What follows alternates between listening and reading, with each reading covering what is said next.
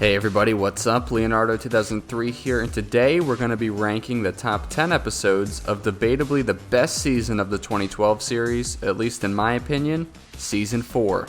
This season was basically a tale of two halves, the first of which being the Turtles going through space, and the second half having the Turtles back in New York. The amount of awesome new characters added for this season was crazy, along with yet another crossover with the 87 Turtles and the Super Shredder. Definitely make sure you check out my top 10 lists for the first 3 seasons. Those links will be in the description and on the screen. We're almost ready to rank the seasons, and of course rank my top 10 overall episodes from the entire series. But let's not get too ahead of ourselves. Let's not waste any more time. Here are my top 10 episodes of Season 4 of the 2012 series. Honorable mentions. This is definitely the longest honorable mentions list of any top 10 list I've ever done. It just goes to show how epic this season was. The Arena of Carnage, the Ever-Burning Fire, the War for Dimension X, the Evil of Dreg, Toka vs. the World, the Power Inside Her, and Mutant Gangland. Now, let's get to number 10. Number 10, Tale of Tigerclaw. Tigerclaw was always one of my favorite characters in this series, let alone one of my favorite villains. Shredder's top henchmen are always so badass. So an episode focused on his backstory along with introducing Alopex, an awesome new character, was bound to be a classic. Alopex and Tigerclaw are actually brother and sister. They had an estranged relationship for a while after a bad falling out, and now she's out for vengeance. She has the Blades of Vengeance that can put a curse on anyone who they slice. She actually got Casey with the blades, but she eventually aligned with the Turtles and removed the curse. The episode reached its peak when Alopex has both blades against Tigerclaw's neck, but showed him mercy since he was the only family that she had left. But of course, scumbag Tigerclaw tried blasting her when she walked away, and Alopex quickly sliced the curse right into his arm. That moment was pretty unforgettable, along with the origin story that Alopex told of her and Tigerclaw's relationship. With an episode like this only being number 10, you know that this was a crazy good season. I highly recommend you guys go back and revisit each and every episode.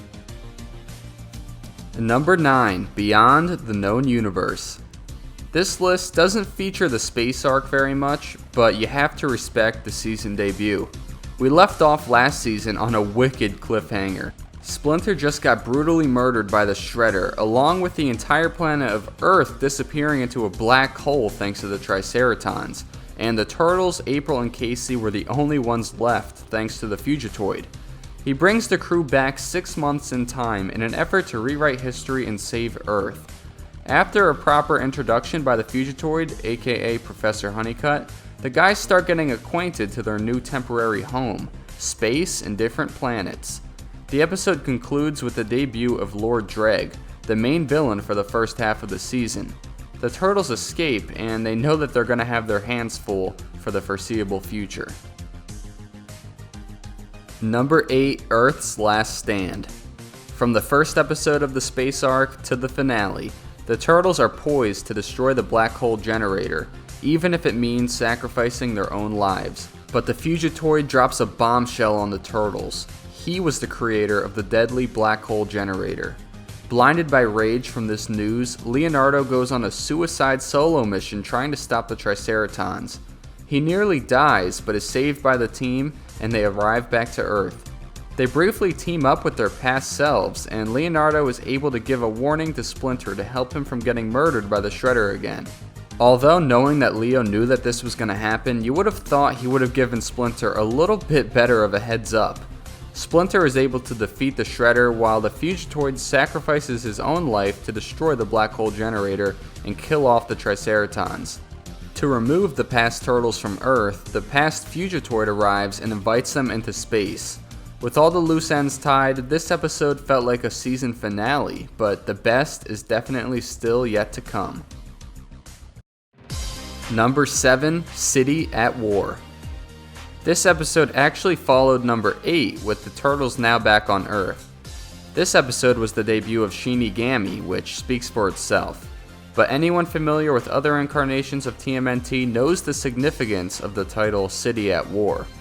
The episode starts off with April being promoted to full Kunoichi of the Hamato clan by Splinter, which was a great moment. This donned her new black jumpsuit that she'd sport from here on out. The badass Shinigami greeted the turtles with an ass kicking, but the real fun begins when April and Shinigami show down one-on-one. The Shredder is hurt, and Karai wants to take him and his henchmen down. After some great battles between the Turtles, their allies, and the Shredder's henchmen, the good guys remain victorious, but trouble is on the horizon as we end off seeing the Shredder on life support. And what better form of life support than a mutagen IV? The Super Shredder is coming. This episode wasn't the epic that the title City at War usually warrants, but it certainly stood on its own as a great part of this story. Number 6, Broken Foot. Shinigami and Karai are already a dynamic duo. Add a blacked out Leonardo to that team and you have possibly an unstoppable force. Leo teamed up with the girls and he did so uncharacteristically behind his brothers' backs. Karai brought in some new foot ninja from Japan, while the Foot have manufactured a new robotic foot soldier, the Elite Footbots. These Elite Bots are badass and a much bigger challenge to the Turtles. Nice hats! Say what you will about the Foot, but they do not skimp on the headgear. At the Foot's factory, the girls bit off a little bit more than they can chew. The Turtles came in and saved them and burned down the Foot's factory in the process. The episode ends with Karai vowing to stop going after the Shredder's possessions. She'll just go right after him instead. Usually with TMNT episodes, the second half is better than the first, but this episode ranks so high on the list because of the first half. Seeing Leo being bad with the girls was just awesome, along with the new types of foot soldiers. Number 5, Darkest Plight. This episode follows the Super Shredder. We'll get to that one very soon, and picks up right where we left off. The Shredder and Splinter took a near-death fall into the abyss of the Undercity. Of course, neither one died, but Splinter is injured and alone. He starts getting taunted by the Rat King, who Splinter already thought was dead. And he actually is dead. Splinter was just hallucinating due to his injuries and a fever. The scenes between the Rat King and Splinter were really cool, especially when Splinter came to the realization that it was all just a hallucination as he remembered some touching memories, but so was the big fight between the Foot and the Turtles. We see the Super Shredder in action and we see more of his dominance. Karai actually got him in a position where she could have landed a finishing blow, but the Shredder got bailed out by his henchmen. He lost some mutagen in the battle, so we end off with him forcing Stockman to give him another full dose of it. The Super Shredder is now more dangerous than ever, and he's doing much more harm than good to his body. You could tell that the Shredder is either going to be killed very soon by the Turtles, or he will self-destruct from all of the mutagen. Number 4, the Super Shredder. The Shredder has been down and out, recovering for a decent amount of time. But now he's back and sicker than ever. The Super Shredder has been born.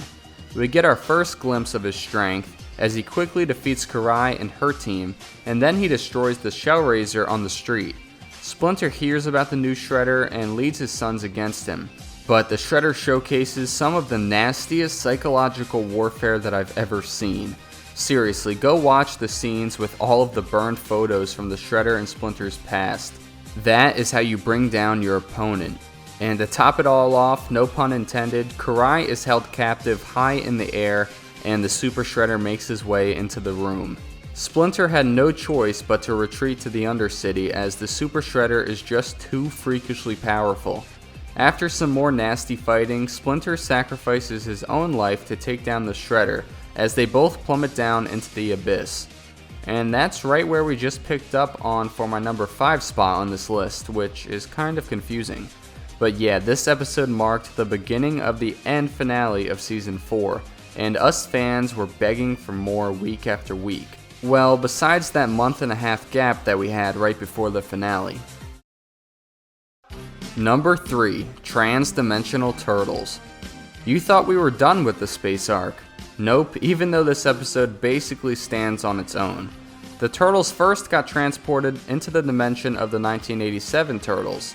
Seeing the 2012 Turtles animated like the original Turtles was so cool, and seeing the 87 Turtles in the 2012 CGI is even cooler. Seriously, how good does that look? It turns out that the 87 Turtles transported the 2012 Turtles into their dimension because they need their help. Krang is trying to destroy both of their dimensions.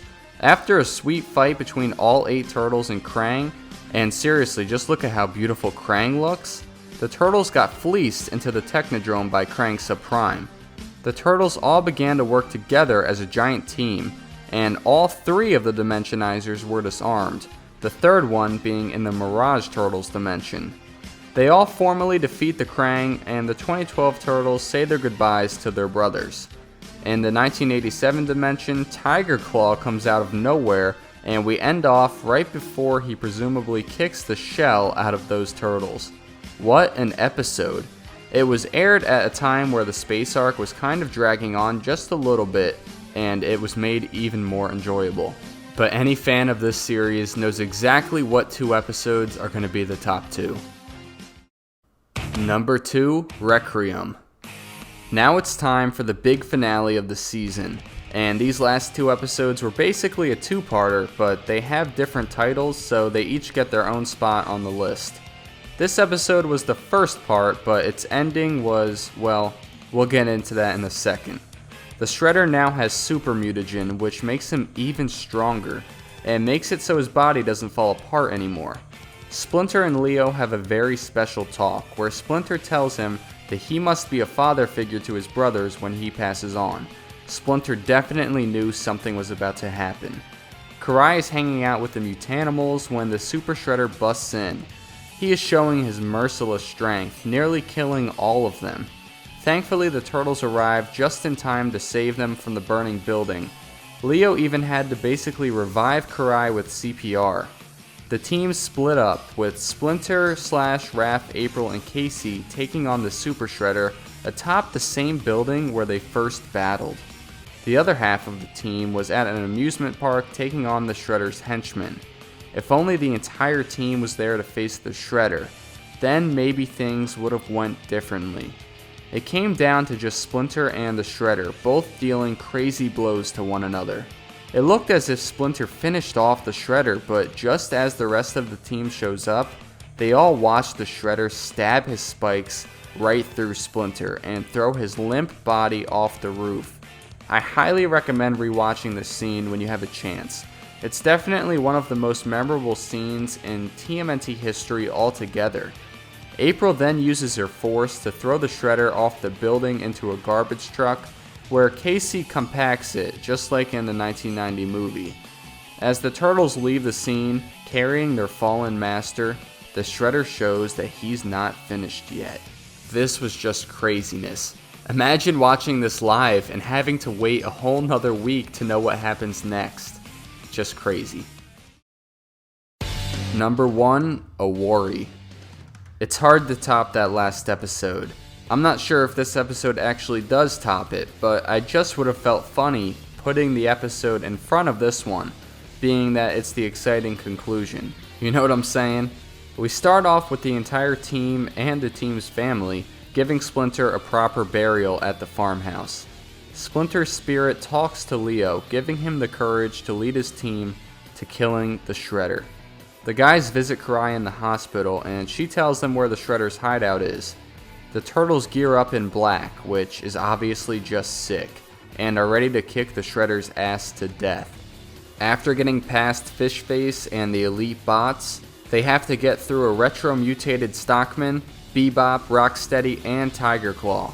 After about 4 minutes of near-death fighting, Splinter's spirit gives Leonardo the courage and strength to give the Shredder all that he has left. Atop Shredder's burning condo, the two meet in mid-air, where Leonardo decapitates the Shredder, and it actually kills him since this Shredder isn't an Utrom like in the 2003 series. With his brothers thinking that they both died, Leo walks to the edge of the rooftop to show his brothers the Shredder's helmet. We end off with the team in the city celebrating their victory of their arch enemy. The last thing that we see is a still shot that perfectly encapsulates what these last 2 episodes were all about. Splinter's impact on the Turtles' lives, and them ending the Shredder to honor his name. Well guys, upon making this list, I think I can firmly say that this was the best season of the 2012 series, which is really something to say. Many cartoons get worse as they go on, but not this series. I hope you guys enjoyed my list, and I want to know your top 5 episodes from Season 4 in the comments down below. I think that my next big video is going to be a deeper look at Leonardo from the 2003 series, similar to the video I did on the Shredder from the 2003 series. Hopefully that interests you guys, and thank you all so much for watching. I appreciate it so much, and peace out.